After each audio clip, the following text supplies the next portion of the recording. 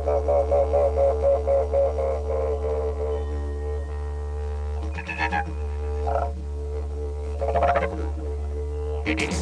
driving on the way to Brisbane for Christmas. It's a good driving day. It's cloudy, it's not too sunny. The traffic was heavy, but the only place it came to a complete standstill was right outside the Kempsey Museum and Tourist Information Centre. So after 26 years of avoiding stopping, I thought it was about time I got out of the car, took my cameras, took a few photos and put together a bit of a story on what I'd not been seeing for so long.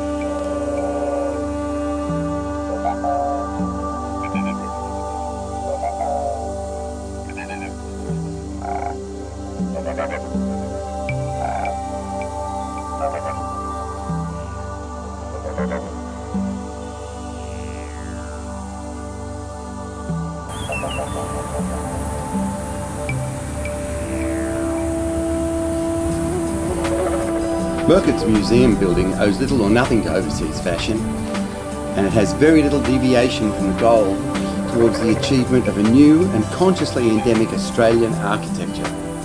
History, after waiting so long, has at last been answered. But it's too soon right now to say whether or not the museum is the first truly Australian building. Time's going to be the judge of that.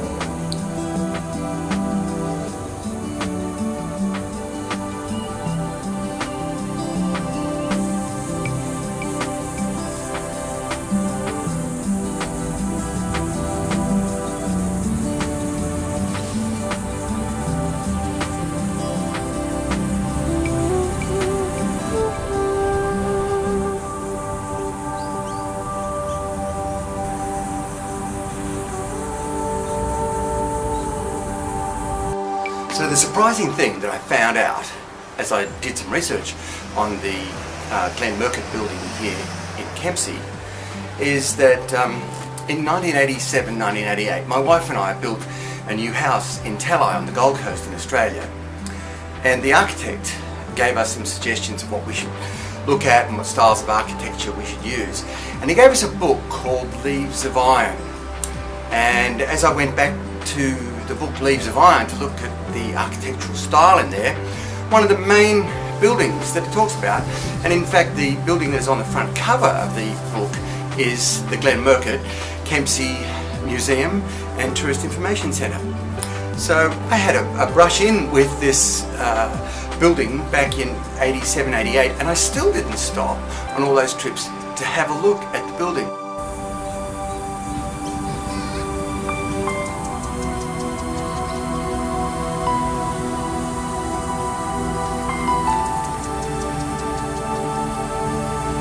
The expression of the forms has been identified with the colours of the clay, the bark of the nearby tallowood trees, and the intense blue of the sky. The building belongs to the land, and the land claims it as its own. Genuine native architecture should be unnoticeable.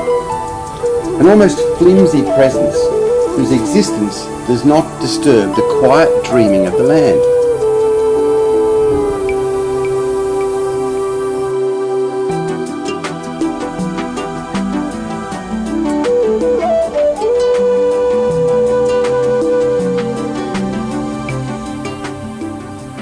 The museum heralds an architecture as unaggressive as the shadows of leaves.